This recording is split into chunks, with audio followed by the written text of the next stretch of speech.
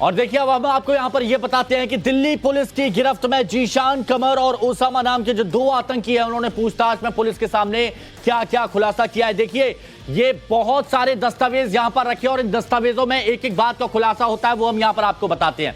पाकिस्तान सेना की साजिश, खुलासा यहां पर हम करने वाले हैं। दिल्ली पुलिस की चार्जशीट में एक बड़ा खुलासा हुआ है और वो एक एक डॉक्यूमेंट हम आपको यहां पर दिखाने जा रहे हैं। पकड़े गए जो दो आतंकी हैं उनसे पूछताछ में यह खुलासा हुआ और दो आतंकियों के नाम क्या है वो हम आपको बता दें। एक का नाम है जीशान, एक का नाम है ओसामा। पाकिस्तानी सेना आतंकियों को ट्रेनिंग देती है और यह बताया गया है जो मेजर है वहां का हमजा, पाकिस्तानी सेना का मेजर हमजा, वो ट्रेनिंग दे रहा था। आतंकियों ने पाकिस्तानी मेजर की तस्वीर की पहचान की और वो तस्वीर जो पाकिस्तानी मेजर हमजा की उससे पहचान की गई है। वो देखिए ये तस्वीर हम आपको दिखा रहे हैं, ये वो शख्स है जिसकी पहचान इन आतंकियों ने की है। विंग कमांडर अभिनंदन के साथ तस्वीर में दिख रहा ये पाकिस्तानी मेजर हमजा है। ट्रेनिंग देने वाले पाकिस्तानी मेजर का नाम हमजा बताया जा रहा है और जब ये तस्वीर से इन आतंकियों ने पहचाना, आतंकी जीशान ओसामा को मेजर हमजा ने ट्रेनिंग दी थी। दो आतंकियों की बात की जा रही है, आतंकी जीशान और आतंकी ओसामा। मेजर हमजा पाकिस्तान के इस्लामाबाद का रहने वाला है और आतंकियों को ट्रेनिंग दे रहा है। यानी आप समझिए कि आतंकियों को पालते हैं, पोसते हैं, उनको ट्रेनिंग देते हैं और फिर भारत की सीमा में घुसपैठ कराते हैं ताकि यहां पर आतंक फैलाया जा सके। लेकिन भारतीय सेना मुंह तोड़ जवाब देती है, भारतीय सेना मुंह तोड़ जवाब देती है और दे भी रही है। एक एक सबूत यहां पर हम आपको दिखा रहे हैं। बाकायदा आप देखेंगे कि आईएसआई कनेक्टिविटी कैसे इनकी सामने आती है और कौन सा आईएसआई हैंडलर इनको ऑपरेट कर रहा था, किस हैंडलर से ये आदेश ले रहे थे, वो भी हम आपको यहां पर बता रहे हैं। और हमारे सहयोगी इस वक्त हमारे साथ में जुड़े हुए हैं, अनुज मिश्रा और मोहित ओम हमारे साथ जुड़े हुए हैं, तो सीधे उनसे बात करेंगे। अनुज, बहुत बड़ा खुलासा टाइम्स ऑफ भारत ने यहां किया है। आतंकी जीशान कमर और ओसामा ट्रेनिंग ले रहे थे पाकिस्तान की सेना के मेजर हमजा से।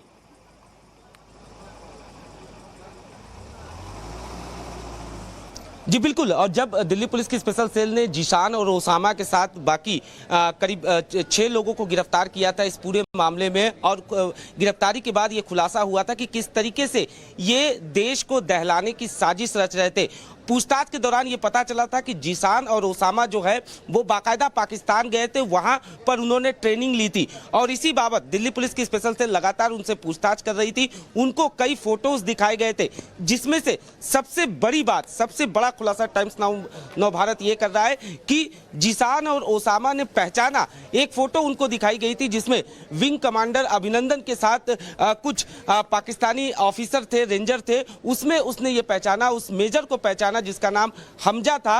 और ये बताया गया कि इन दोनों ने ये बताया कि हमजा ने ही बाकायदा उनको ट्रेनिंग दी थी, बाकायदा उनको जिहाद के पाठ पढ़ाए थे और इतना ही नहीं, उन्हें बताया, उसने ट्रेनिंग में बताया था कि किस तरीके से उन्हें आईडी न सिर्फ बनाना है बल्कि उनको प्लांट कैसे करना है। इतना ही नहीं, अगर इस चार्जशीट की कॉपी की बात करें तो इसमें साफ तौर पर दिल्ली पुलिस की स्पेशल सेल ने कोर्ट में यह बताया है कि किस तरीके से जीशान और ओसामा को बाकायदा पाकिस्तान और ओमान ले जाया गया था, जहां पे ये दाऊद इब्राहिम गैंग के मेंबर से मिले थे। बशीर खान का नाम सामने आया है। बाकायदा जीशान और ओसामा ने बताया कि किस तरीके से बशीर खान वो शख्स है जो मुंबई ब्लास्ट का आरोपी है और 1993 के ब्लास्ट के बाद से वो फरार चल रहा था। बशीर खान से भी मिलने की बात जीशान और ओसामा ने स्पेशल सेल को बताया। ये तमाम चीजें जो है वो चार्जशीट में साफ तौर पे मेंशन है।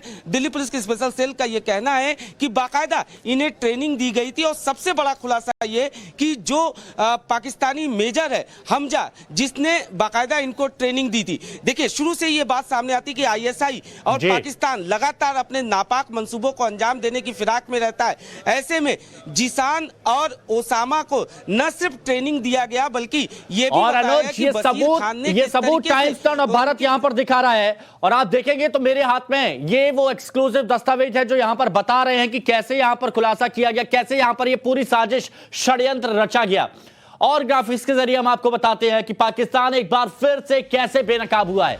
ये हम यहां पर आपको बताने जा रहे हैं कि पाकिस्तान की सेना कैसे एक बार फिर से बेपर्दा हुई है, और ये हम आपको यहां पर बताएंगे। एक सामने आया है पाकिस्तान की जो आतंक फैलाने का चरित्र है, आतंक चरित्र, ये पाकिस्तान का, ये कहना बिल्कुल लाजमी होगा, बिल्कुल सही होगा। पाकिस्तान के खिलाफ आतंकियों ने गवाही दी है। आतंकियों के नाम क्या है? जीशान और ओसामा। ये दो आतंकियों ने खुलासा किया है पाकिस्तान के खिलाफ आतंकियों की गवाही, और ये आतंकी अब खुलकर बोल रहे हैं, पहचान रहे हैं कि किसने उनको ट्रेनिंग दी।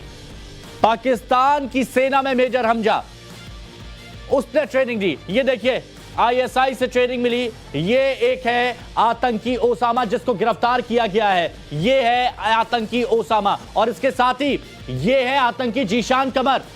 और ये दोनों आतंकियों ने बताया है कि पाकिस्तान सेना के जो मेजर हैं हमजा, उन्होंने इन दोनों को ट्रेनिंग दी। ये हेमुद रहमान, तस्वीर नहीं है लेकिन इसको भी गिरफ्तार किया गया है, ये भी आतंकी है, पाकिस्तान की तरफ से जो लाया गया था भारत में।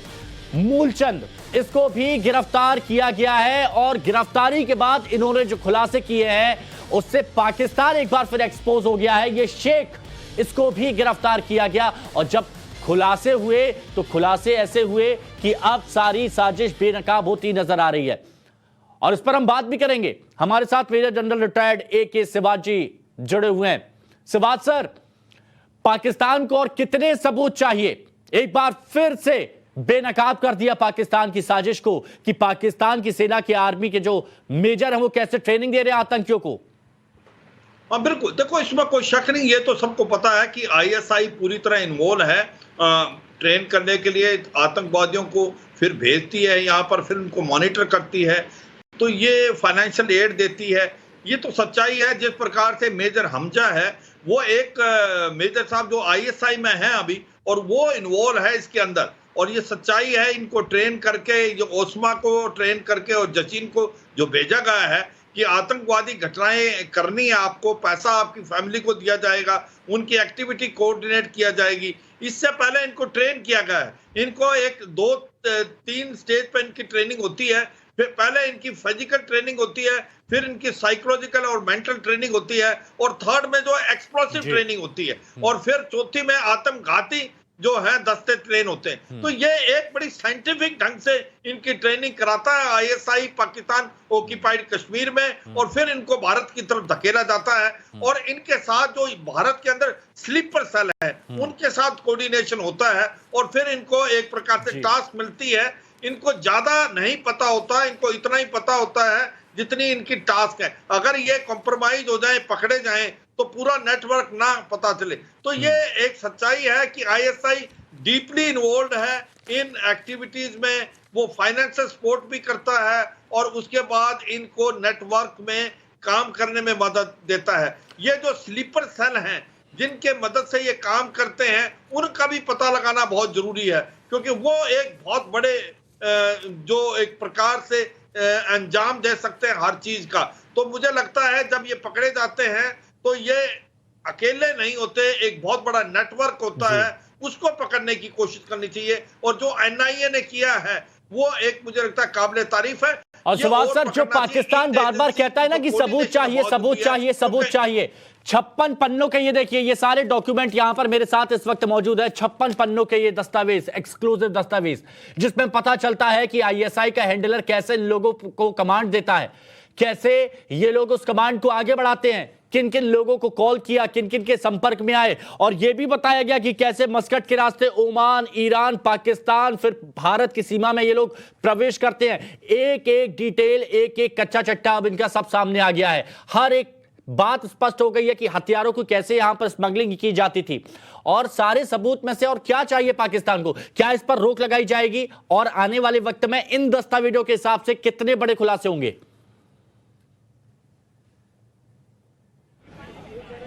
हाँ बिल्कुल नहीं, देखो इसमें कोई शक नहीं कि जिस प्रकार से पाकिस्तान इन्वॉल्व है, ये भारत ने बार बार इसका एविडेंस दिया है कि जिस प्रकार से ये ट्रेन करके ISI कैसे इनको भेजता है, डायरेक्ट नहीं, अलग अलग कंट्री के थ्रू, सो दैट इनके ऊपर शक कम हो। और ये हथियार लेकिन यहाँ थे, हथियार इनको स्लीपर सेल इंडिया में ही एक प्रकार से देते हैं। हाँ। इनको यहाँ पर ही एक एक्सप्लोसिव दिया जाता है और इनके हैंडलर जो हैं अक्रॉस द बॉर्डर, इनको फिर ऑर्डर देते हैं, फिर ये कार्रवाई करते हैं। इनका जो मेल मिलाप स्लीपर सेल से होता है, जो इनको लॉजिस्टिक्स सपोर्ट सिस्टम देते हैं। तो एक बहुत बड़ा नेटवर्क काम करता है और जिसकी हैंडलिंग आईएसआई कराता है पाकिस्तान ऑक्यूपाइड कश्मीर से। हाँ। तो जब हमें पकड़ना है तो एक ही आतंकवादी से पकड़ने से फायदा नहीं है, हमें पूरा नेटवर्क पकड़ना है। हमें पकड़ना है कि कौन इसके हैंडलर है। बहुत जरूरी यही तो है, नेटवर्क का खुलासा करना है। नेटवर्क का खुलासा करना बहुत अहमियत यहाँ रखता है। सर फिर आता हूँ मोहित, तो हमारे सहयोगी हमारे साथ जुड़े हुए हैं दिल्ली से। पकड़ा है चंद एक सालों में जो कोऑर्डिनेशन एनआईए का है, लेटरल और हॉरिजॉन्टल, वो काबिले तारीफ है। इसीलिए कोई भी मेजर इंसिडेंट भारत में नहीं हुआ, क्योंकि जो और इसीलिए हमारी सुरक्षा एजेंसियों की यहाँ पर तारीफ की जानी चाहिए। सर मैं आता हूं आपके पास, हमारे साथ में मोहित और हमारे सहयोगी दिल्ली से जुड़े हैं। मोहित, जीशान, ओसामा, हुमैदुर रहमान, जन मोहम्मद शेख, जाकिर, ये सब गिरफ्तार हो गए हैं और एक एक करके पाकिस्तान का कच्चा चिट्ठा भी खोल रहे हैं। लेकिन ना जाने और भी कितने लोग होंगे जो स्लीपर सेल बनकर काम कर रहे होंगे, जिनका खुलासा होना बाकी है अभी।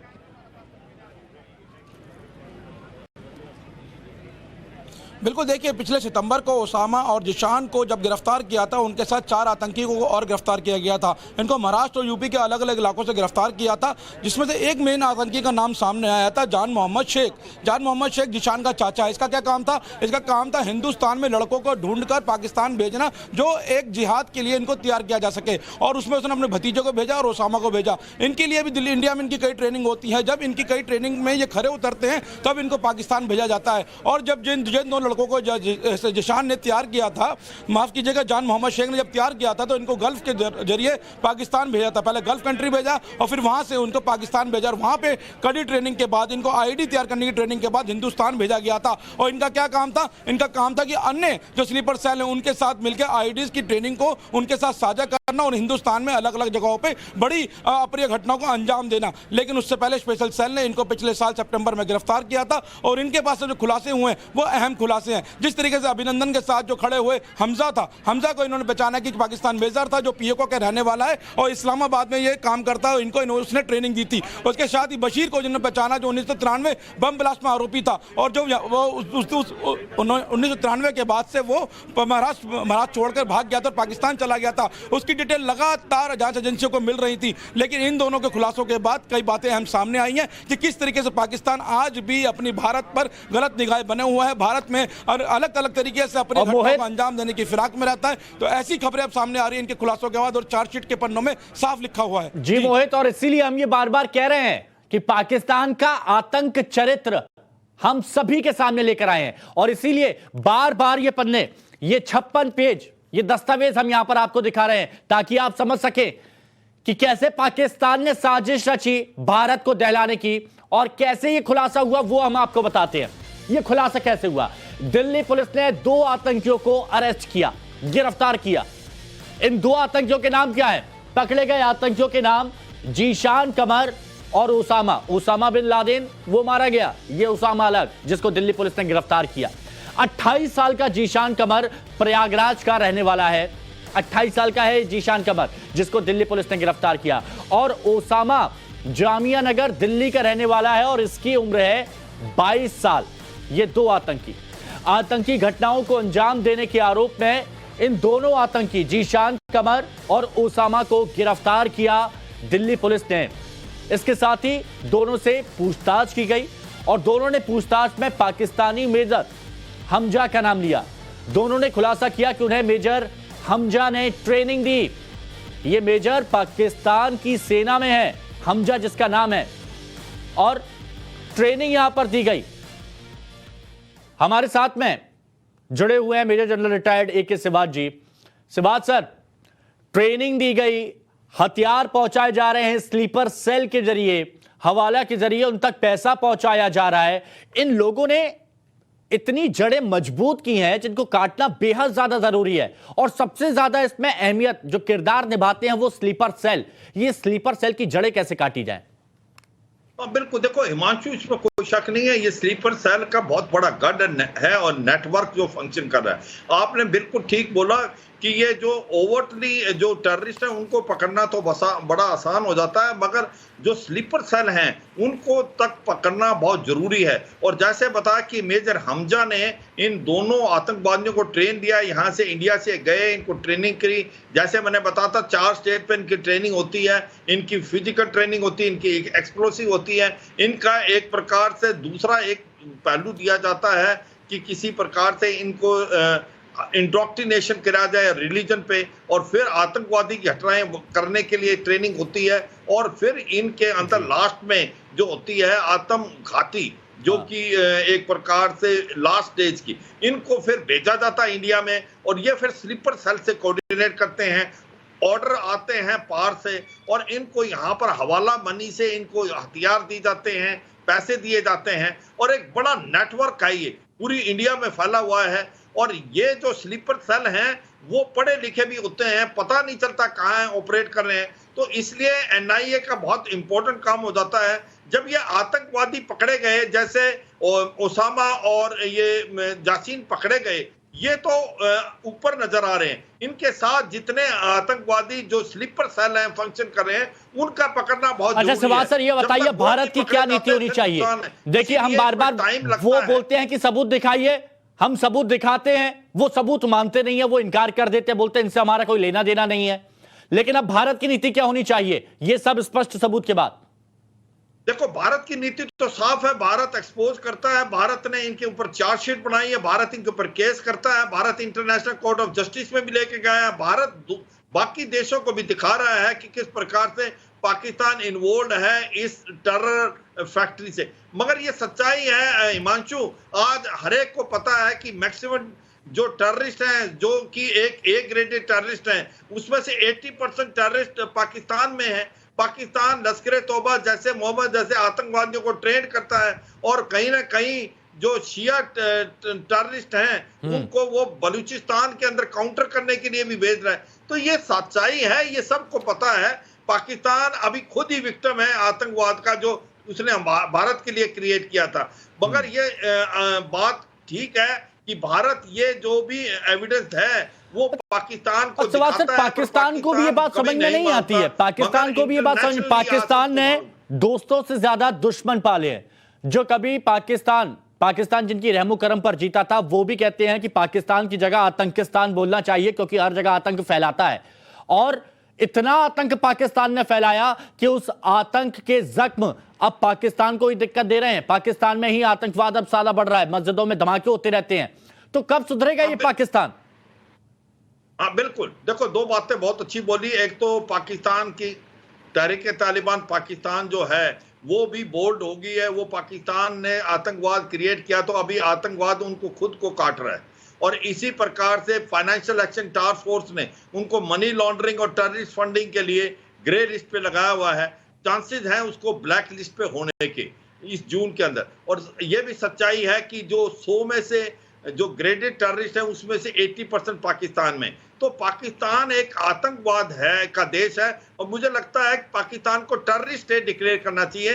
फाइनेंशियल एक्शन टेस्ट उनको ग्रे से ब्लैक लिस्ट पे करे, जब ही आतंकवाद का सफाया हो सकता है। क्योंकि वर्ल्ड में कहीं भी आतंकवाद की घटनाएं होती हैं, उसकी जो एक प्रकार रूट्स हैं वो पाकिस्तान में मिलती है। और पाकिस्तान जो है आज की तारीख में एक्सपोज है, पर फिर भी नहीं मानता। मुझे लगता है कि अभी समय आ गया कि पाकिस्तान को खुद को बहुत ज्यादा प्रॉब्लम आएगी। जिस प्रकार से तहरीक-ए-तालिबान पाकिस्तान वो बोल्ड होता जा रहा है, कहीं ना कहीं बलूचिस्तान लिबरेशन आर्मी और पाकिस्तान एक प्रकार, देखिए खुद सवाद साहब, ये तो वही बात हो गई सवाद सर, ये तो वही बात हो गई कि पाकिस्तान खुद दलदल में फंसा हुआ है, लेकिन दूसरे को गिराने की सोचता रहता है और भारत से टक्कर लेने की नापाक कोशिश बार बार करता है। अनुज हमारे सहयोगी हमारे साथ जुड़े हुए। अनुज, अभी हम major general retired AK Siwach जी से बात कर रहे थे, और सबसे ज्यादा अगर ये आतंक अपनी जड़ें फैला रहा है तो उसमें स्लीपर सेल एक बहुत अहम भूमिका निभाते हैं। स्लीपर सेल आपके पास में हो, हमारे पास में हो, और उनको हम पहचान भी नहीं सकते, बहुत शांत रहते हैं। जब आकाओं से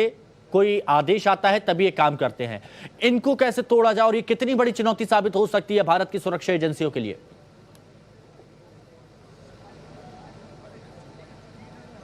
जी बिल्कुल, ये एक बड़ी चुनौती है और इसको लेकर लगातार जो सुरक्षा एजेंसियां हैं वो लगातार इस पूरे मसले को लेकर काम कर रही हैं और पता लगाने की कोशिश कर रही हैं कि आखिरकार भारत में कितने स्लीपर सेल हैं, क्योंकि जो खुफिया विभाग की रिपोर्ट है उसके मुताबिक साफ तौर पे कि भारत में स्लीपर सेल एक्टिव हैं। अगर हम इनकी गिरफ्तारी की भी बात करें तो ये भी साधारण तरीके से यहाँ पर रह रहे थे, लेकिन जब दिल्ली पुलिस की स्पेशल सेल को इस बाबत जानकारी मिली तो उसके बाद इनको गिरफ्तार किया गया और जब गिरफ्तार किया गया तो साजिश का खुलासा हुआ तो पता चला कि किस तरीके से ये अपने नापाक मंसूबों को अंजाम देने की फिराक में थे। इनको बाकायदा ट्रेनिंग दी गई थी, जिसमें जिशान और ओसामा की बात करें तो बाकायदा पाकिस्तान से ट्रेनिंग लेकर आया था। और ट्रेनिंग किसने दिया था?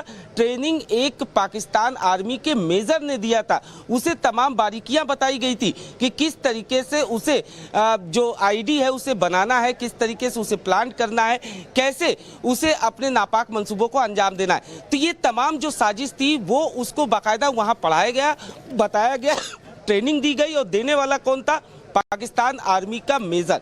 ये अपने आप में बड़ी बात है। ये एक चुनौती है, खासतौर पे खुफिया विभाग की बात करें, जो लोकल इंटेलिजेंट है उनकी बात करें कि स्लीपर सेल को पहचानना, क्योंकि स्लीपर सेल को पहचानना इतना आसान नहीं होता।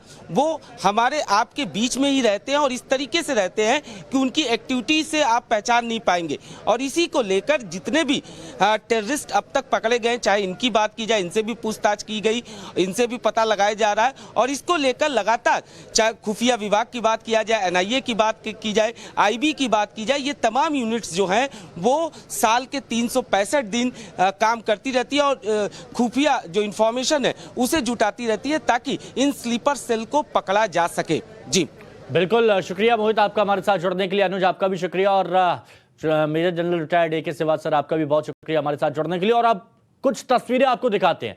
इन 6 तस्वीरों को देखिए।